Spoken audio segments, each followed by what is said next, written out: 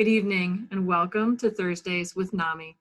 My name is Peg Morrison and I'm the Director of Programs for NAMI North Carolina. Thursdays with NAMI is our way of connecting with one another and creating community, creating conversations around the topic of mental health. I'm really glad you're here tonight.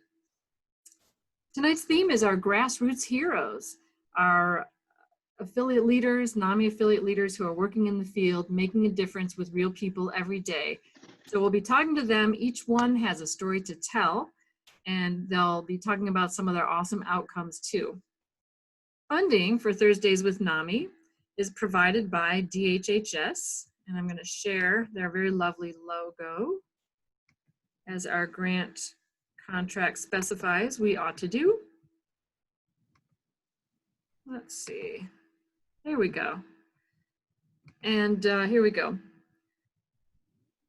We appreciate the guidance and support that we get from the North Carolina Department of Health and Human Services through the Federal Community Mental Health Services Block Grant Fund. All of this comes from the federal level agency, SAMHSA, the Substance Abuse and Mental Health Services Administration. And the division really has been very helpful, very good with guiding us, especially during the COVID-19 pandemic. I've really appreciated their leadership there.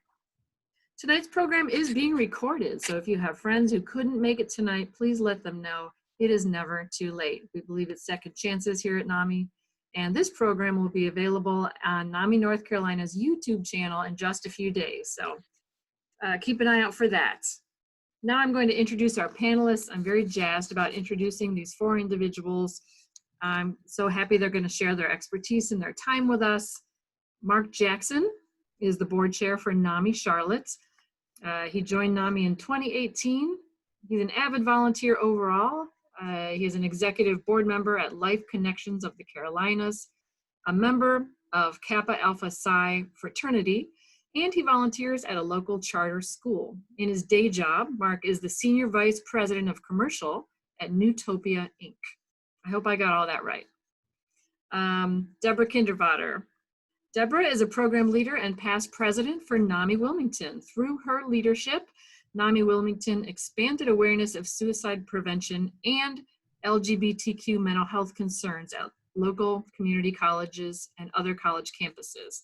In 2005, she founded Wilmington's first peer group. It evolved into a connection group, was originally known as Cape Fear Peers, very cool name. They are still meeting today, 15 years later.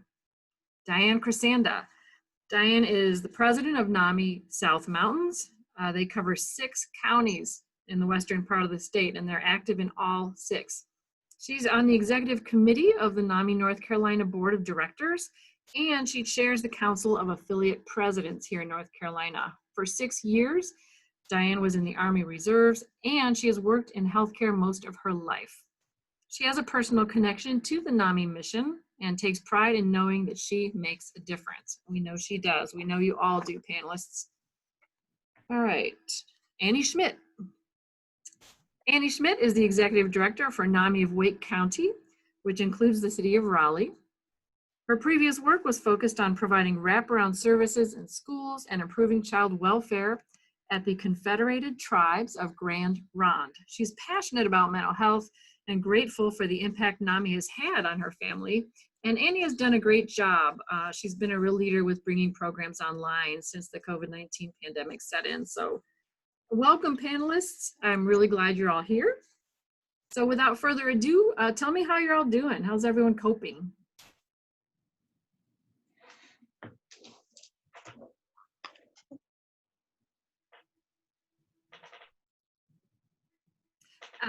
It's been strange. I'm sorry, go on, Peg. No, I was just gonna say, jump in and swim. Thank you. I think that's the best way to say it. It's been strange times, not just the pandemic, but with all the protesting going on. And unfortunately, that includes the looting and the rioting. I'm worried. It's hard to live through something that you thought should have been taken care of a long time ago, you know, that is still happening. So between the pandemic and I just get worried about people, and I have family up north, so I get worried. I do know a few people up there who've had the virus, and I'm happy to say that they are recovered. So that's good news. But I think I'm like a lot of people, just a little, you're hoping for something, but you don't know how much you can, you know, you try to read the papers, you try to separate fact from fiction and what people are. Okay, and Deborah has frozen in time. Sometimes it's hard to get a good internet connection. The weather's been sketchy. Someone else want to share how they're doing?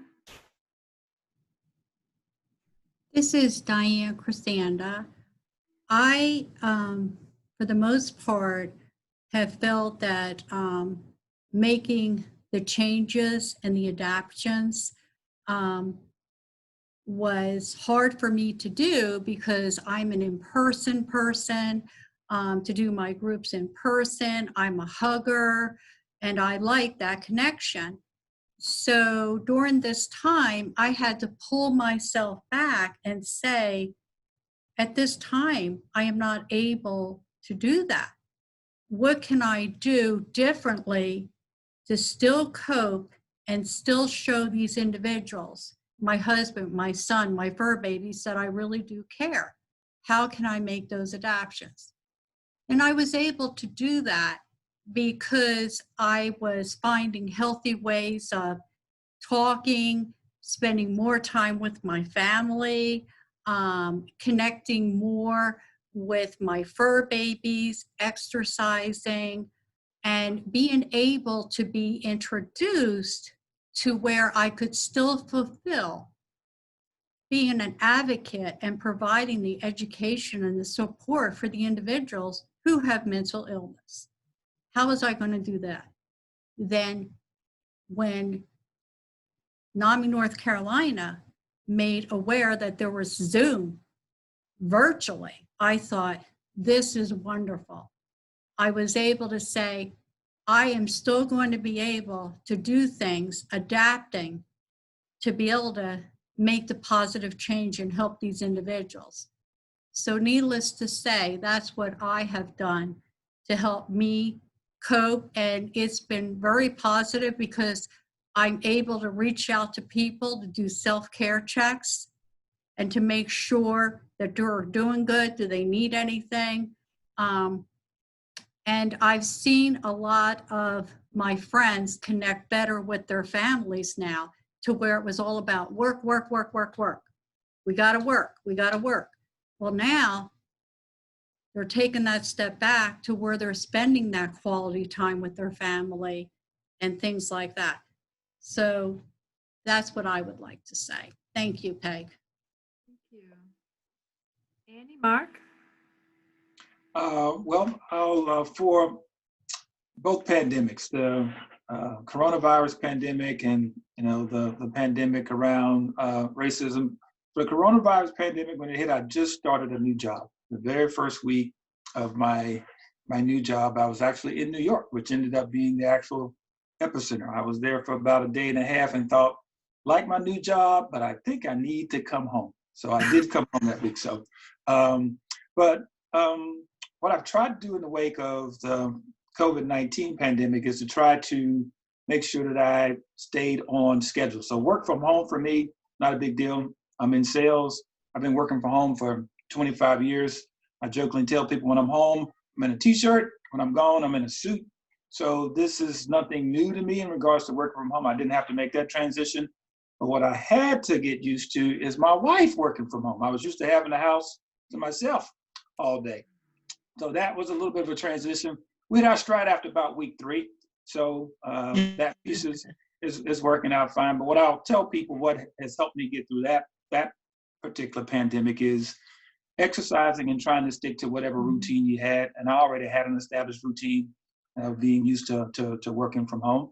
I do know some friends of mine who were stricken by the virus, but glad to say that they are on the other side, have recovered and doing nicely in that regard. But the other pandemic in regards to the racism piece, that's been one where it's, a litany of emotions in regards to what's been going on there until people. So mentally, it's been very exhausting to all of the litany of emotions that you've actually felt with what's going on there.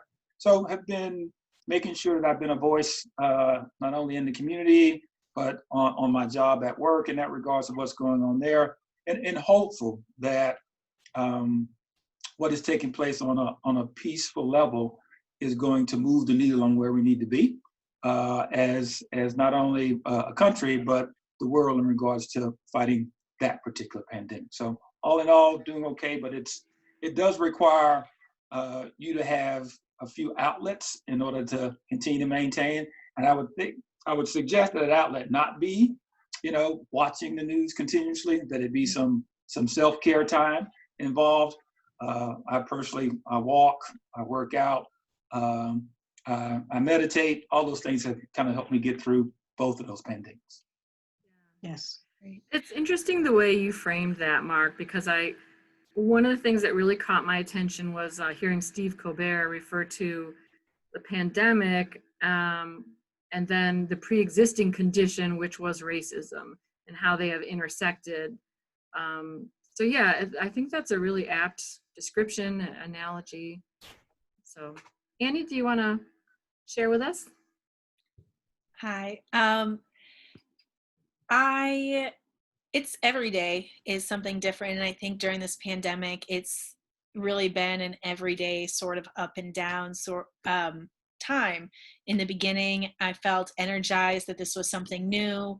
We had a lot of volunteers who were stepping up to learn how to do this online. We were training people on how to use the different platforms and what this would look like and how we would get it all put together. And there was a lot of energy and excitement because it was something new, it was challenging.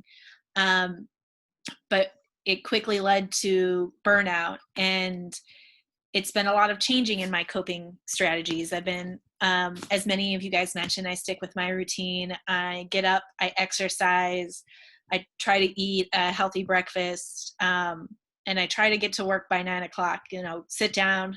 I've tried to separate. I'm in a guest bedroom in my house, and so this is like my work room, and then I try not to bring it. I definitely do not bring it into my bedroom, so I can at least have that separation of work is a no work zone.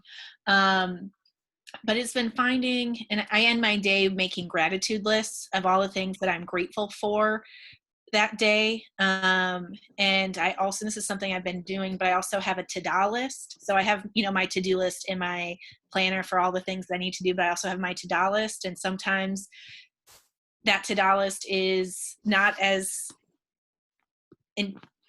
exciting of things. So one time I got up, I got dressed, I did hair and makeup, and I had all of those 4 things on my to-do list. Like, it wasn't like I looked presentable today. It was like, nope, I put on a dress, I did my hair, I did makeup, like each of these. And just, I'm finding myself that I'm applauding effort more than I have in the past. I used to be more outcome oriented of what did I produce, but now I'm more focused on, you know what, I put this effort in and that's what matters. Early on when we had first joined this call, I had mentioned that today was not one of those days for me, and I was just physically drained between what's happening externally and internally within every facet of my life. And so I decided to listen to my body and take a break. And so right now I'm feeling good. I spent today mostly doing, I caught up on a few emails, but been reading and watching webinars and all of the things that I've put aside as I was focused on producing. So at this very moment, I'm doing all right. Good. That's Thank good. you. I love Good. that summary. I love the to-do list, and I love the idea that we look at every baby step as a win, because we are collectively going through a lot, some more than others, of course, but there's so much change, there's so much to adapt to, there's so much, feeling of pressure to perform in a whole new world, or I don't know, do the right thing, say the right thing, react the right way to the strife that's out there, the racist experiences, the headlines, the heartbreaking headlines that we've seen, George Floyd, the story of the bird watcher, Christian Cooper, and having law enforcement pointed at him. Anyways, I just love your answer. Coming back to that. So All right, why don't we, I'm going to ask questions to each of our panelists. We're going to go in order, alphabetical order by last name. So Mark, even though you said you were raised with the ladies first mentality, I'm going to ask you to go first. And so you've been involved with NAMI for many years, and you've probably picked up lots of skills and tools for coping. Which one is most valuable to you lately? It's a great question. We have a new board member, a gentleman by the name of Dr. Larry Jones, and he and his wife wrote a book on ADHD, and he did a presentation for us a couple of weeks ago on the power of the pause. And it tells people the opportunity just to, pause for a moment and give yourself an opportunity to breathe. So for me, one of the mechanisms that I picked up is he talks about that, but I was already doing that in regards to doing meditation. And that's one of the things that in a family-to-family course I've actually taken. We had a young lady who during our break would actually take us through either a yoga session or just an actual deep breathing session. And I found, and I suggest this to peers, family members, anyone who will listen, just to take that opportunity to breathe, stop what you're doing, nice cleansing breaths before you even have to give an answer to a question that may be difficult, or before you decide, something that may be as menial as whether or not you need to eat that burger or not eat that burger, but just pausing and taking cleansing deep breaths is a way that I think that is something that everyone can benefit from. People on the board, not on the board, peers, consumers, anyone could benefit from just pausing and taking cleansing deep breaths. So that was one of the things that has helped me. It was something I was doing beforehand, but have used it a lot more now that I'm involved with the board. Yep. Absolutely. That's one that I lean on too. I use an app called Headspace. Any other panelists want to follow up on Mark's comments briefly? I like that everyone has mentioned structure in their life. And I also have a lot of structure in my life. I do keep a sleep hygiene. Probably one of the very first things I do is journal during the day with my cup of coffee in the morning. And most importantly is to keep volunteering. And that has been part of it's just to kind of say, okay, you're self-isolating and you don't see anybody, but it's still important to keep up the volunteering part of it. Because as all the have talked about, the people out there that we talk to, they need someone to listen to them. And that's a big part of my day too, is to make myself available. But it is waking up a regular time and writing a journal and Definitely volunteering. yes, volunteering is a big part of my life. All right, thank you, Deborah. I think we just missed a syllable there. That was great. Thank you for that. Okay. We're out here in Southeast North Carolina. I guess you just can't get the internet. I don't know. Yeah, well, you've got all that beautiful beach, so there's got to be some sort of trade-off, right? Yes. All right. Diane or Annie, any quick follow-up? You guys want to jump on your own questions? I agree with the self-care and volunteering. That really helps to fulfill me so much.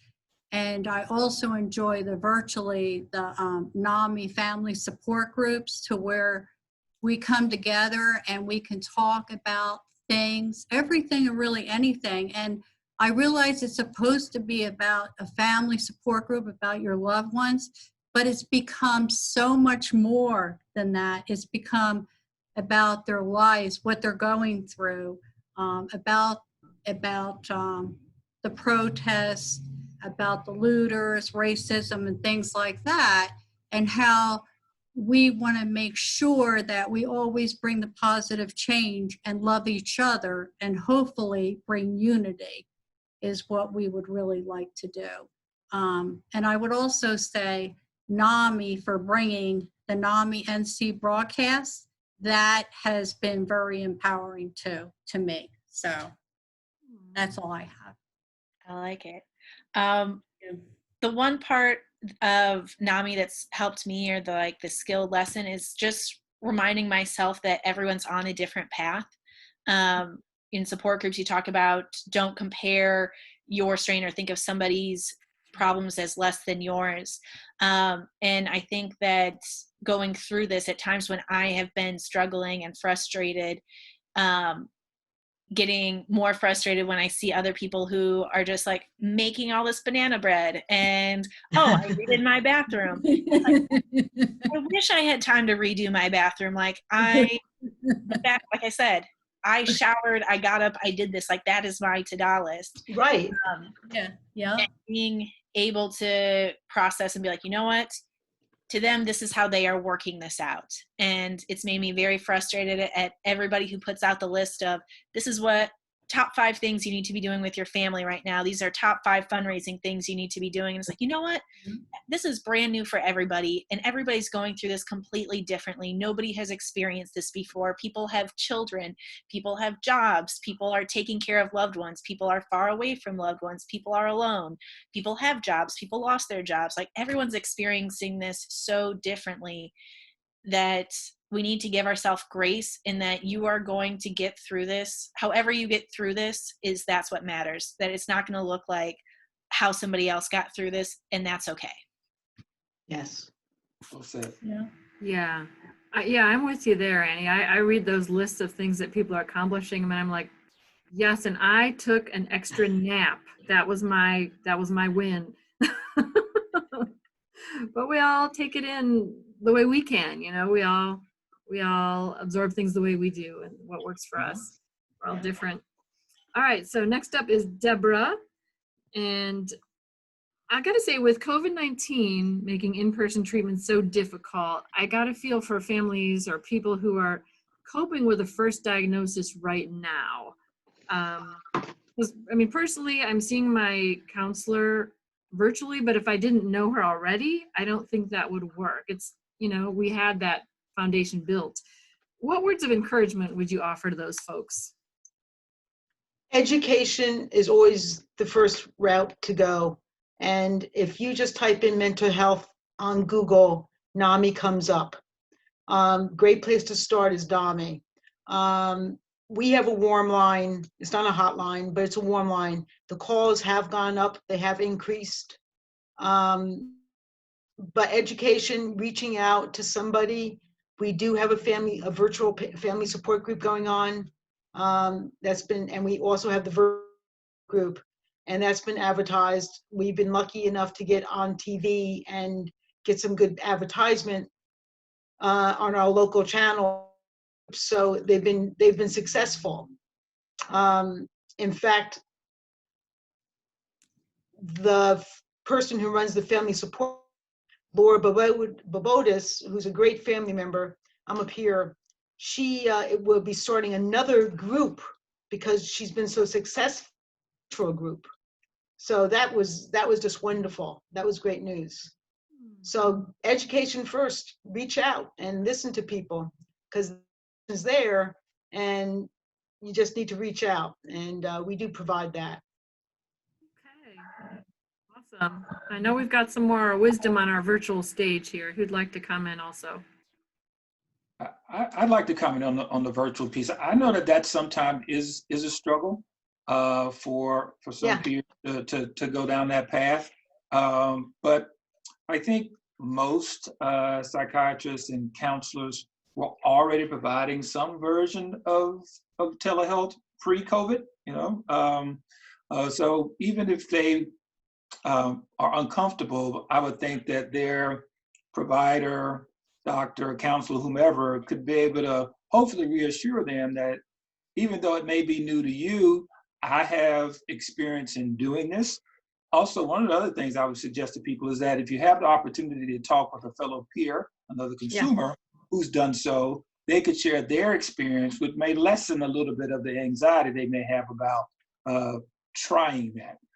Because again, it's easy for us to say you need to stay on your routine and your regimen, But we also need to be mindful and understand that people are going to have anxiety about doing something that they're not comfortable doing. So if we have either the professional that they're working with try to ease their anxiety, or a fellow peer that could offer some suggestion about their experience and what it was like, I think that could be something that would be pretty helpful to someone to kind of help take away a little bit of the anxiety associated with trying to do a visit on a virtual basis. Absolutely. This is Diane. Well, on a virtual basis, with a psychotherapist that I know, Dr. LeBreich, who does the telehealth, is really good, and he tries to connect and meet with the individuals where they're at. And usually they said at the end of his sessions, he usually goes, "What are you doing for yourself for self-care? Let's talk about that. What could help you with that?" So he goes over some exercises, just like Mark has said about the deep breathing and things like that, different things that they can do in order to help with their depression, their anxiety, their PTSD. And then, of course, he highly recommends NAMI. He loves NAMI. He has referred so many individuals to NAMI, and we've had really good outcomes with that. So I think that that's really, really important, that the connection, the most important thing is it's not in person, but the connection is being made. They're not out there alone. The connection is being made, and that's what they feel is so important to them, because you hear a person, "Well, my doctor dropped me." And I'm like, "What do you mean your doctor dropped you? Who are you talking about? Did you try access to care, that LME as partners?" No.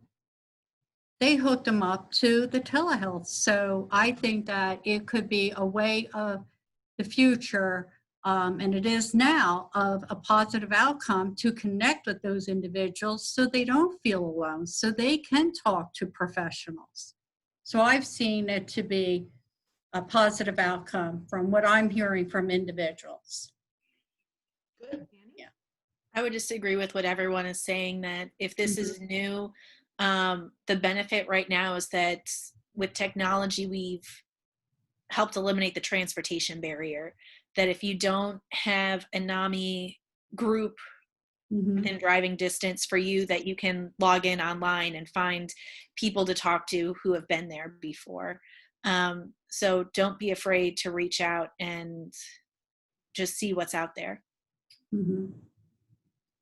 Really good point. I noticed an advertisement for a support group out of Florida, a NAMI group in Florida, and I asked if I could join, and they were very welcoming. So you can make all kinds of new friends, get all kinds of different support these days. All really good points. Thank you. All right, next up is Miss Diane. So one thing that makes NAMI unique is how we address the entire family's response to mental illness, that ripple effect that starts with the mental illness and radiates outward. We're all affected. Could you talk a little bit about that? Sure. With my family member, it was my son. I was working in an acute stay psychiatric unit. I wore several hats. My son was in a motor vehicle accident, October the 3rd of 1977. And it was that day and after that his dreams would be shattered. And in saying that, I worked in an acute stay psychiatric unit, but I was an employee.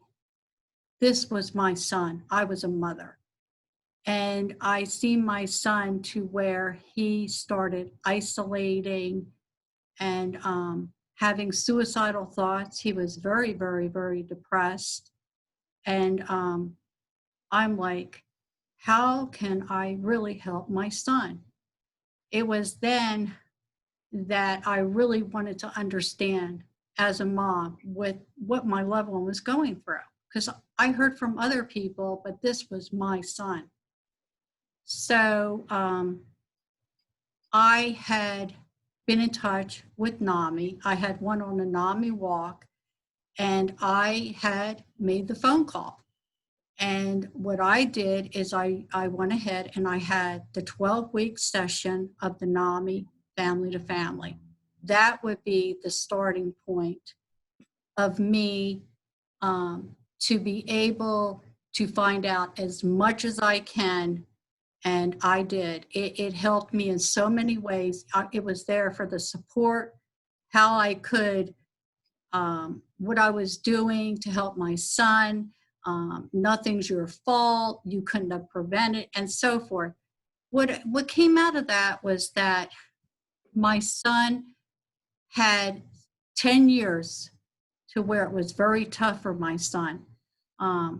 He would try to work. He couldn't work.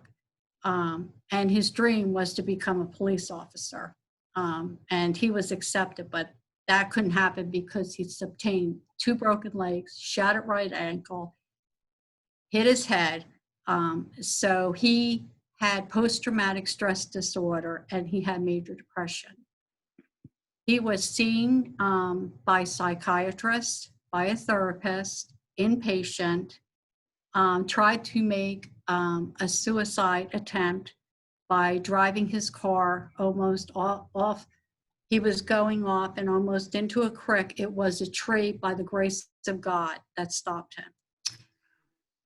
Today, my son looks back and says, "Mom, I'm doing much better today because of you and because of NAMI."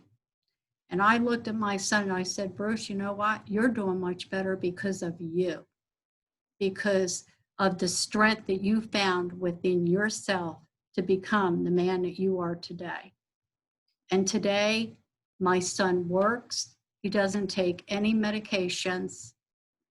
He still has anxiety, and he still has he's still like his highs and lows. So sometimes they think he has bipolar. But for the most part, he's doing really good. So I want to say thank you to NAMI for the NAMI Family to Family, all the insight that I was able to get. And from that, I wanted to give back to NAMI and give back to other people the way that NAMI gave to me. So that's what I would like to share. That is beautiful.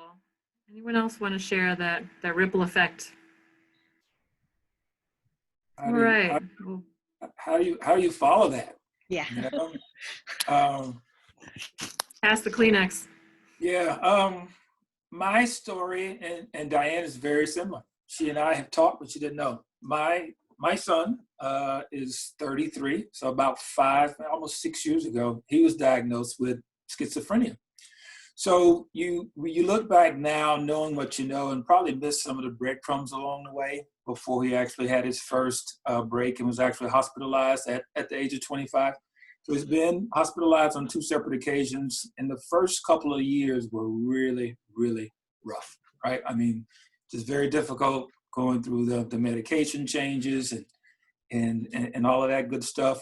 But when I look back, I tried to be his primary caregiver and all those things all on my own for a while, and had a friend of mine to say, "Hey, have you ever heard of NAMI?" And I had, but I hadn't reached out. So very similar story. The very first interaction I had with NAMI was the family to family class. All right, gave me an opportunity to come and share my story, to talk with other people who were experiencing the very same thing that I was going through, sharing, back to Annie's point, sharing my story. My son was able to, go back to work. I tell people he lives with, he struggles with, and he thrives with his condition, all right? And he can be in either one of those 3 buckets, depending on what's really going on, right? But the family class taught me so much. Gave me a chance to have a network of people who I could lean on, talk about therapies, medications, counselors, doctors, what people were going through. So me sharing my story actually gave people some hope who had other kids of theirs who are family members who were going through something that, oh, your son works every day? Yes, he works. So this is something that's not one of those things where people believe you have mental illness, there's things that you can't do. There may be some things that you can't do, but there is a lot that you can. So I tell people all the time, sharing gives you the opportunity to provide hope to someone else, right? And to Annie's point about not comparing your experience to someone else's, you going through or your loved ones going through what they're going through, but if you are willing to share your story and your experience, you can provide hope to someone else. So the family led to support group, to lead course, all those things I started to take through NAMI. And again, a very similar story to Diane's, and thought, this organization has given me so much, what can I do to give back? And from there, I joined the board, and now I'm an affiliate president as a result. So that's how I got here. So, yeah. I love the way that you said that, of sharing your story is sharing hope, that you are giving people hope by sharing your story. Yeah. What brought me to NAMI, I had lost 2 relatives to suicide over the course of 1 year. And with one of them, he had been struggling before, but the other one was a complete surprise. And I was talking with my cousin about this a few months ago, about how my family had operated under the culture of fine, of how are things? They're fine. And it's like, I know they're not fine, but everyone's like, things are fine. They're fine. They're fine. It's just like, I don't want to talk about it. I don't want to worry you. I'm going to push this off. And definitely after Eric, someone had told my cousin Jackie about NAMI family support groups. And so she started going to NAMI family support groups in DuPage County, Illinois. And I was able to see how she went from, questioning it, because with suicide, you internalize so much, that she went from questioning to being empowered. And so she started her own nonprofit, which actually raises funds for NAMI DuPage County. But she had grown and been empowered. And so I was working in Oregon at the time, and I started to connect our families who we were working with NAMI resources in NAMI Yamhill County. And when I came to North Carolina and accepted this position and started talking to more people here, I was able to see that the same things that my family had experienced were the same things that they were experiencing here. And I thought that that's just so beautiful, that it doesn't matter where you are, that you have this connection.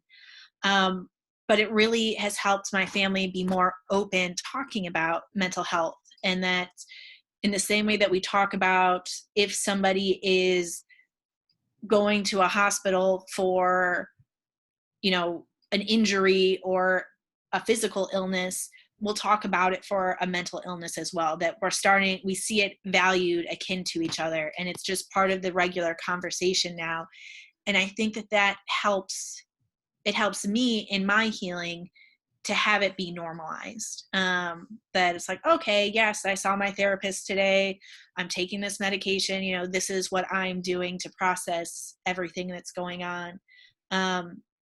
And so I've been able to see that with a lot of our NAMI families too, especially the multi-generational ones, where we'll have an adult child and their parents who are both in NAMI programs, and being able to talk to the parents, and they talk about how they didn't get it until something happened to their child, and now they're doing more. And so you're able to see just how it grows and replicates. And I think that's really beautiful, because you can't heal on your own. You need to be in that environment of people supporting you if you're going to be moving forward. And people do heal. So I guess I won't say that.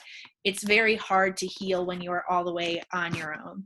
That when you have that supportive environment of people who aren't judging you, that they are close to you and accepting you for who you are, that is what helps you in your recovery. And so I'm really happy that NAMI helps to address the individual, the family, and the community in trying to raise awareness for this, so that you aren't alone in what you are going through. Right. A lot of good stuff there. Deborah, did you want to add anything? I'm a peer. I live with bipolar. Um, I come from a different perspective. And one point, I don't want to, everyone said such good stuff, but one thing I always want to make sure that family members or loved ones know is that your definition of recovery is probably not my definition of recovery. And I think it's wonderful. I can't work. I tried. I lost, I used to be a museum curator for over 20 years. Lost everything in the late 90s. I just became inappropriate and became psychotic for about 5 years before, and this is how I got introduced to NAMI. I only have a sibling left. My sister intervened. She saw that I was being inappropriate. I got fired from a great job. Went to school for. And I was very sick for about 5 years until she, in Phoenix, Arizona, and they started educating themselves about, okay, we're living with this adult bipolar person who's an adult who's making really irrational decisions and not good ones. And there were rules and responsibilities for me to live there. So I had to take her help, and taking her help meant I had to get to know NAMI, because that's how Did you move? I'm sorry, excuse me. Yeah, Did you move to Phoenix? Yeah, I moved from, she actually came out to Beaufort, and I was living in Beaufort, North Carolina. Don't ask me why. It was one of those bipolar, irrational, like, that's because if you look at a map, the point points out farthest into the Atlantic Ocean than any other point. That's why I went to Beaufort. That's how irrational I was. Yeah, I know, but it just, I didn't have any support system. It was not a good. So in 2005, I finally decided to come back to North Carolina from Phoenix. And my sister was worried, and she reached out to NAMI Wilmington. And I was fortunate enough that the president was Stan Othout, who took me under his wing. And I said, where's the support group? And he said, there are no support groups for peers. And I said, you got to be kidding me, because I came from, if you thought Cape Fear Peers was a good name, this name was Bipolar Bears. And I won a t-shirt that says Bipolar Bear for a mental health support group. So we started, I went to NAMI Wilmington and got great support, and started the Cape Fear Peers, which in 3 years became a NAMI Connection group. And it's still running. We do it virtually now. But I came through NAMI through my sister, through a family member. And I thank her all the time. I mean, it really, NAMI has saved my life, because of the peer support group saved my life. And that's your family too, is that peer support group. When we get together and we share, we know everything about each other. And it's the listening and the sharing every week or every day that takes place, that, as Mark said, brings hope. And it's been a good journey with NAMI. I've been with NAMI now for 15 years, and it's been a good journey. And the staff is great, the office is great. We think you're pretty great too. It's been and I've always appreciated NAMI for everything that it's taught me and my family. So I've been involved for like 15 years, long time. I definitely think of NAMI as a family as well. Absolutely. The family Yeah. that helped me get comfortable in my own skin. Yeah. So I see in our chat box that there's a Bipolar Bear meetup group in Raleigh. Really? Apparently there is. Yep. And before living here, I lived in Columbus, Ohio. There was a Bipolar Bear meetup group there as well. Really? I love that name so much. Yeah, I love to have a t-shirt. Yeah. Absolutely. All right, Annie, it's your time up. So clearly this is a scary time for a lot of people. We don't want to minimize that. But from your perspective, have any silver linings emerged? I think that there's been a lot. I was on a call not too long ago and people were talking about what are things that you wish continue with this or things that you don't want to continue. And one of the only things that I could think of that I didn't want to continue was like poor hand hygiene. Like I'm hoping that this good hand hygiene like stays for a while. But I would say there's a lot of good. The biggest thing that I love right now is that people are giving each other the grace to process this however they need to. That people are slower to respond because it's slower to do things and that it isn't as fast paced as everything once was. And so I can tell other people just in that, okay, you are taking time to heal. You are taking time to process this for what you need right now.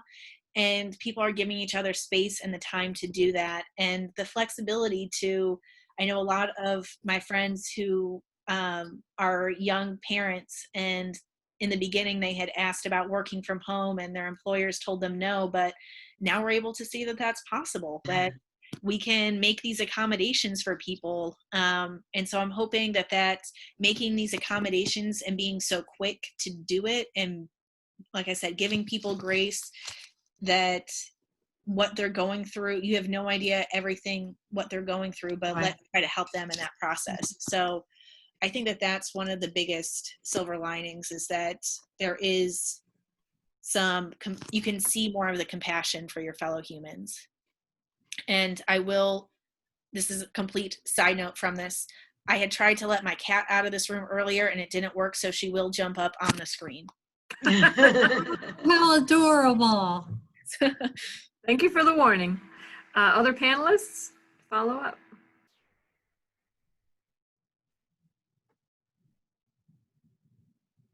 I'll follow up.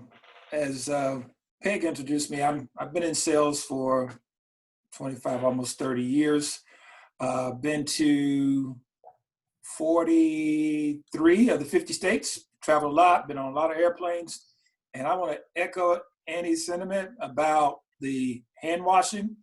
There, you know, we as we need to do a better job. I'm on airplanes all the time, and we need to do a better Yeah. job of hand washing for sure. So I hope that the hand hygiene continues as well. But one of the things that I think has been a silver lining is this is the time people have had to spend with their families, right? Again, I'm on airplanes all the time. I'm an empty nester. My wife and I are here alone. Our kids are grown and gone. We love them to death. I tell people that all the time. I love them, but I'm glad that they're gone. But being able to spend more time with your family has been a blessing. I think one of the other things that has come in the wake of this, I hope that people continue having a newfound respect for a couple of the essential service employees, right? So without a lot of the things that they do, we wouldn't be able to even continue on. So teachers, I've always said it, I played college basketball and would have played professional, but they didn't ask. But the kind of money that some of the athletes and entertainers make is more than what they have actually earned. But I believe that teachers and educators are woefully, woefully underpaid. I guarantee you that there will be a line of parents come time for an increase in pay for teachers that will vote for that, having gone through this pandemic, having to do this infamous e-learning. So healthcare workers, first responders, I think there's a situation now where in the wake of all this that's happening, I think people will have a newfound respect for the job and will hopefully, via the ballot, have an opportunity when it's time to increase pay or pay a little extra in bonds to make sure people get the pay that they deserve. So Right. I see that as something that could be a good thing that would come from the wake of the pandemic. Great. I see the message from the chat box, here, here. So got a vote of support there, Mark. Any other comments? Yes, I agree with what Mark and Annie both said. I think that the family values and family times have come back into place, which is very positive, and to where individuals were like, go, go, go, go, go, go, go, and weren't really slowing down because they were living at such a fast pace. So I think it gave them time to sort of back up and really take care of themselves as well. Also, with being able to adapt to like from in person, as I said before, to virtually, I never knew that I could connect to so many people through the state of North Carolina and make the connection in other states. It is unbelievable to what you can do. And here we are doing this. I mean, it's amazing. And that's been a positive impact on individuals to still be able to connect, even though it's not in person. And I would also say fur babies that NAMI South Mountains was able to make dog adoptions possible for individuals who are going through this COVID-19, who needed a companion. And we were able to make that happen to where they have companionship now. They want to get up, they want to walk their dog. So I think that that's really, really important too. So that's all I have. All right. Deborah? I don't always see silver linings as much as maybe some glimpse of tinfoil, you know? I'm really, I guess I'm still the worried one. And just,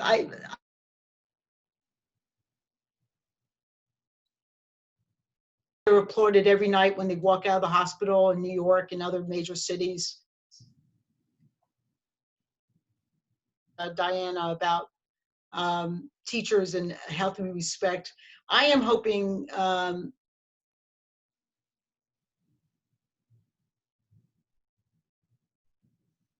do.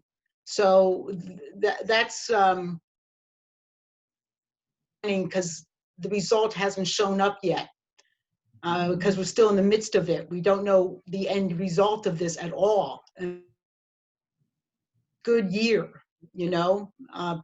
Pandemic's not going to go away over the weekend. That's what I'm hoping. A healthy respect for science and for the first responders. I really have a lot of respect for the first responders. All right. I like that, Deb, because I noticed too that our responders and our healthcare workers are getting recognition for once, that Yeah. for seeing all that they're doing, because they were behind.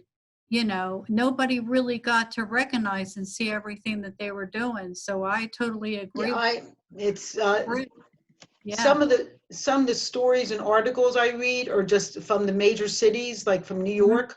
It's just mind-boggling. I can't if they don't, and it's so unfortunate that several people have taken the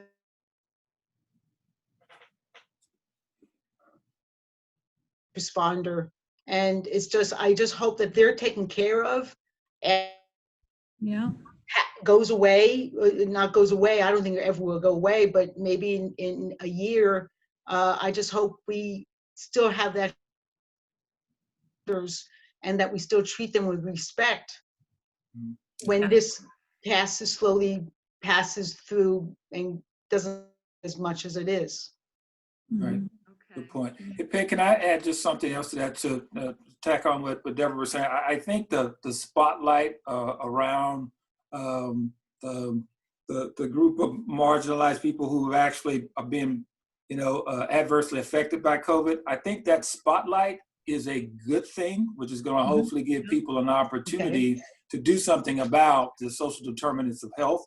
And I also believe that hopefully one of the good things that will come from this pandemic is more awareness around the need for mental health and mental illness resources. So I think that those are also things that are should be positive in what is a a very trying and bad time. But those spotlights and being able to put a spotlight on those things that aren't going well, should be changed, and giving people an opportunity to have conversations about mental health is great, because everything you hear and read in the healthcare system is about virtual health, telehealth, and behavioral health. So it is being pushed further to the Yes. forefront. And so maybe there be actions behind it, dollars and legislation that follows as a result of this as well. Yes. Yeah, I agree. Yep, opening up the doors to mental health is definitely for the future.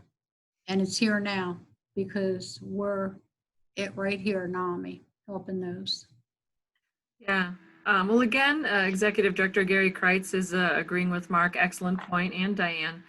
And I think there could be some amazing takeaways, including increased emphasis on the social determinants of health, as you said, telehealth, and the environment. The environment has been Yeah, you can see China. right. Yeah, there have been some Yeah. positive steps here. It is almost 8 o'clock. I knew this would be a fabulous discussion. I also knew we had a very full panel, but I'm so excited that we have so many parts of the state represented and a nice diverse group. But it's time for our video of the week, which is a really fun little break time that we have. Before we move to that, I want to give a shout out to Virginia Rodias, our helpline manager, who is helping with the chat box tonight. Also, of course, our boss, Executive Director Gary Kreitz, who has been here almost every Thursday since we started doing this. He's a very supportive and encouraging person to work for. So thank you for that. And since we've talked about fur babies and the benefits of having a four-legged companion, can you all see that? Look Oh, at yes. her. Oh my gosh, she is so precious. Yes, she is. But This look at is- her. This is one of many goofy videos that we did for the walk.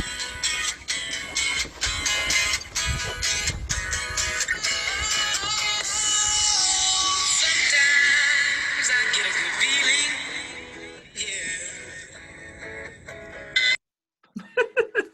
Oh my goodness, that is precious. It looks like she was going on a treadmill, Peg. I know. Could you hear it as well? Yes. Yeah. Oh, wow. I'm excited. A successful video Yes. of the week. That makes my day. All right. So now we're moving into the second part of our program.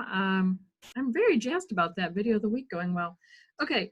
So please, virtual studio audience members, send us your questions. If you're newer to the Q&A function of Zoom, you just want to focus your eye on the bottom part of your monitor. You have to hover your cursor above it, at least I do. It depends on your device.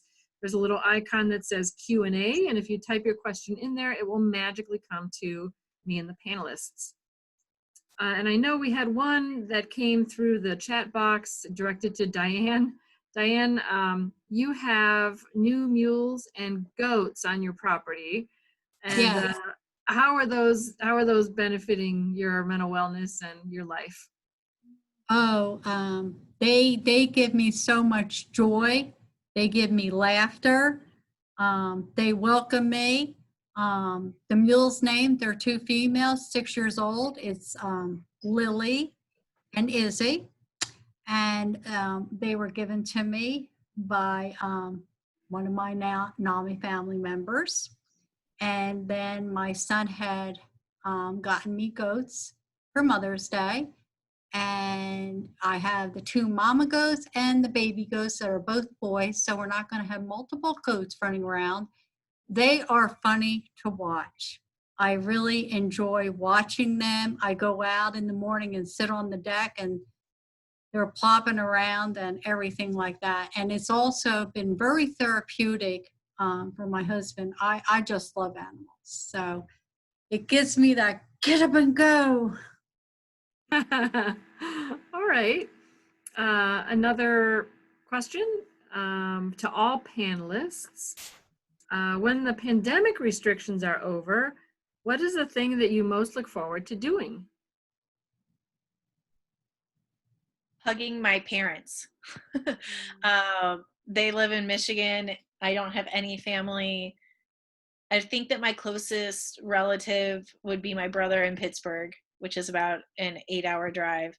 So I'm excited to visit family and give them hugs. I think the first time I hug someone not in my household, I may cry. Aw. Absolutely. I'm in the same boat as Annie. I don't have family here, so it's I can't wait to see family, and but actually, I really can't wait till the support group can meet together physically again. That's what I'm looking forward to when this pandemic is slowly not spiking or doing whatever it's going to do. But I am looking forward to hearing and seeing the people who I hear and talk to, but we don't always do Zoom. We do also free conference call, which is another application. And that's for people who don't have computers. So we've been doing that, but we'll probably go to a Zoom number. But I am looking forward to seeing people. I agree with seeing people, family members reuniting, and also my NAMI family there in Riley, because I was taking a few trips up there too, and being able to connect with individuals there and be able to go to the Bahama Breeze and hang out, laugh, and joke and be merry. That's what I'm looking forward, and I might go to the beach while I'm at it. I have a couple things. Families included, to be able to hug my grandmother. I'm definitely looking forward to that. I can play golf now, but with the restrictions they have, it's probably going to be as fun. And my wife and I love to travel. So when this is over, love to get on a plane and continue to check a few places off the box that we have off the list for sure. Absolutely. So I noticed Annie is not showing up on video. I'm thinking her cat is to blame. Was your cat to blame for that? No, it was brought to my attention that it was really dark, and I try not to use overhead lighting, but I wasn't expecting it to get so dark outside. So Oh, I stood up to turn the light on.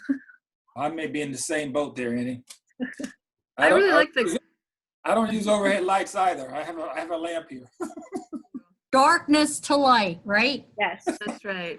That's right. That's NAMI in a nutshell. But I That's like it. the cat story Yeah. better. When I tell the story, it's the cat's fault. Yes. All right. I think for myself, I'll answer that one since it's a fun question. I have a niece and a nephew who are scheduled to get married, not to each other, to other people. In Ohio, it was going to be June and then August, and now it's one became an online ceremony with a large party to be determined, and one's been bumped to December. So I'm looking forward to getting back to Ohio. Yeah, it's nice to visit. Yeah. Any other questions from our virtual studio audience?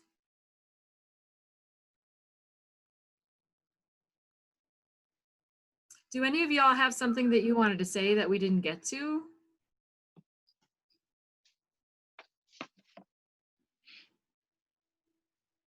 I just wanted to echo the fact that I think the pandemic has forced us all to be creative in our ability to make sure we continue to serve our community.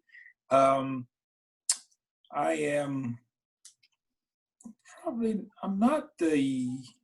the second youngest person on our board, which says a lot because you see all this gray hair, right? So our board is a little older, right? So I'm one of the few people that have some computer skills, and a lot of other board members do not. And we also, some of our peers did not. So I think, the fact that we've been able to go online, offer things via Zoom has helped, but it's also given us the ability to be a little bit more creative. I've always told people, at least my kids, it's amazing what you're able to do when you have fewer choices, right? So I think we were creative, and I think as an organization, kudos to all of us for being able to pivot during a time where our services were completely needed. So we were a little slow to the party, but we got there. So we've been able to have our support groups via Zoom, both peer and the family version. And then we just decided once we got our stride, we just start offering other programs via Zoom. So I think the technology being there, some people have come kicking and screaming, but they're here now and they realize this is a way to make sure you still have access to the services, and we have some of those levels of connection. So I just think us being able to be creative and make sure that we continue to offer our services in the wake of what's going on has been a very, very good thing. Very good thing. Yeah, I got to say, I was very proud of North Carolina when NAMI had one of its town hall meetings and they did a survey. Are you doing programs online? And I believe it was 45% people from all over the country, over 100 people representing their NAMIs. 45% said, yes, we are. And we were in that part of doing, yes, we are. And what are you offering? Our answers align with that, support groups mostly and family to family. And then what platform are you using? 98.6% said Zoom. So I was really pleased with that. We positioned ourselves well. We responded about as well as anyone. So well done, affiliates.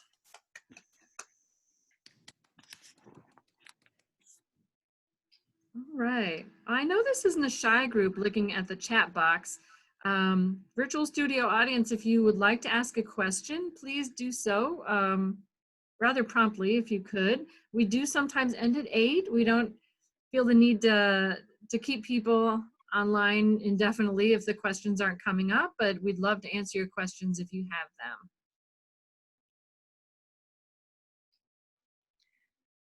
I'll mention one thing that was in one of the suggested questions about books. And I'm so happy that I read this ahead of time. Also happy it was not asked to me as my first question, even though I'm talking about it right now. But it made me start thinking about when I was younger, and especially in middle school and high school, and first dealing with disordered eating and anxiety. It was a lot of other stories of people who had been there, just to remind me that I wasn't alone.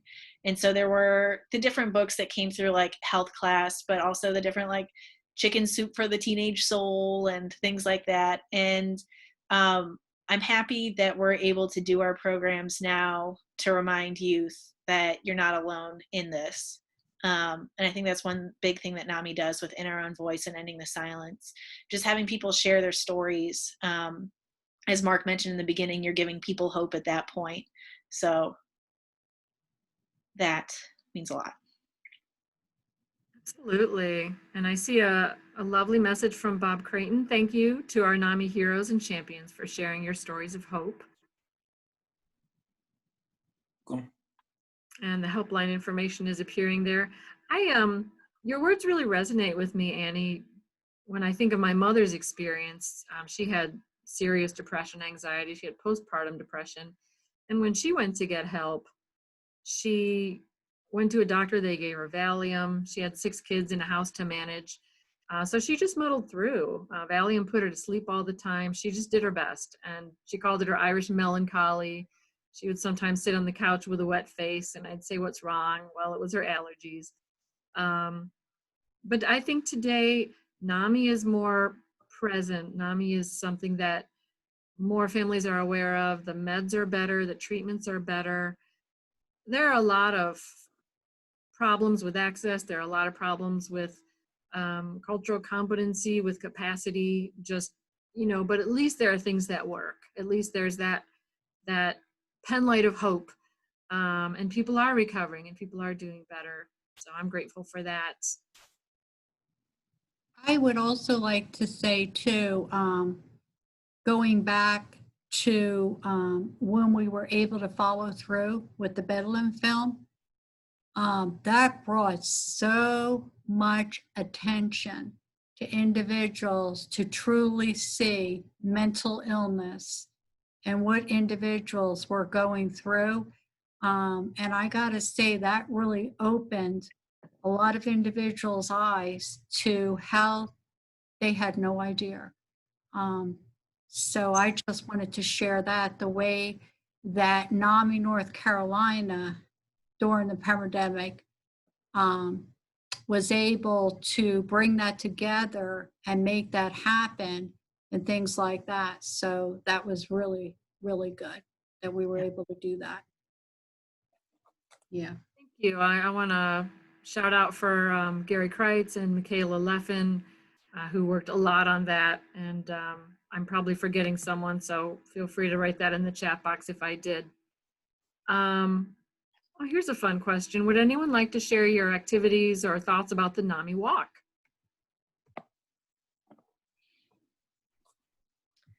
It was easy.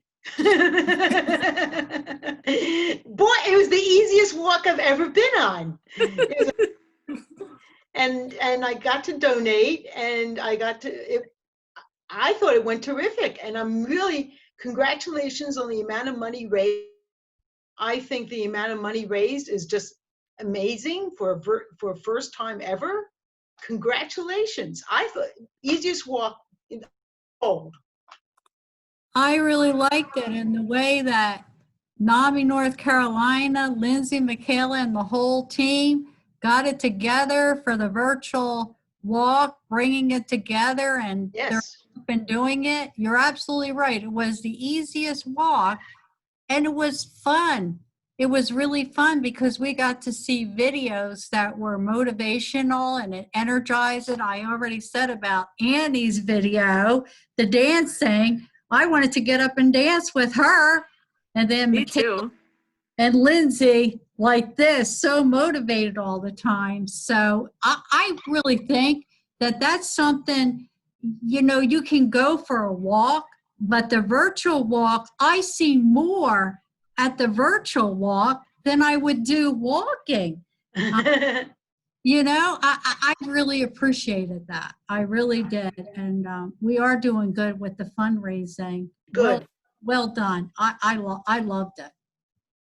Yeah, good question, Marianne. Thank you for that. We're almost at 90%. I don't think we're quite at 90% there, but yeah, when COVID-19 came on the scene and everything started shutting down, we thought, oh my gosh, what's going to happen with the walk? And I also want to mention, we've shouted out for Michaela Leffen, Lindsay Taylor, and Lori Madison. Those were sort of the three musketeers behind the walk videos and that awesome program that they did. I really like the unknown. I mean, that was hilarious. I mean, it was just such a great event being virtually, and Roxy too, the mascot. So yeah, I really enjoyed it. I really did, and I shared that video as well. It was great. Well, thank you so much. Thanks to you all for supporting the walk. And if you're not familiar with what we've referred to here, you can Google NAMI Walks North Carolina 2020. We have it on our YouTube channel. You can also Google the Unknown Walker North Carolina. It was a walker with a paper bag over his head. That was awesome. Very creative idea. Yeah, really creative. Outside the, I mean, and I know that NAMI National really appreciated NAMI North Carolina too. Like we were on top there, is recognized. I think that was fantastic. I really do. Yeah, they did give us some love. Gary is saying in the chat box, the real thank you goes to all of our wonderful affiliates. So kudos to the affiliates. That's what NAMI's about. You all are in the grassroots, in the field, taking care of people and making a difference. We appreciate you so much. Well, it feels like we're coming to the end of our program tonight. If another question pops up, we'll answer it, but I don't want to drag it out. Thank you again to our panelists for sharing your story, your wisdom, your expertise, your time. In addition to the hours and hours that went before tonight that brought you to this point. So thank you, and big cyber hugs to everybody. Unless you don't like hugs. To all the panelists. Yeah. That's right. Yes. That's right. Love you all. Take care. Thank you. Thank All you right, for we're not being quite done here. yet. Thanks, Gary, for being our. Don't leave yet. I want to thank everybody for being with us tonight. To our virtual audience, please be well in the weeks ahead. Do whatever you need to do. Go wherever you need to go, but absolutely be safe. All right, so that comes to the end of our program tonight. And again, thank you everyone. Have a great week. See Bye. you guys. Night. Bye. Night. Good night. Thank you.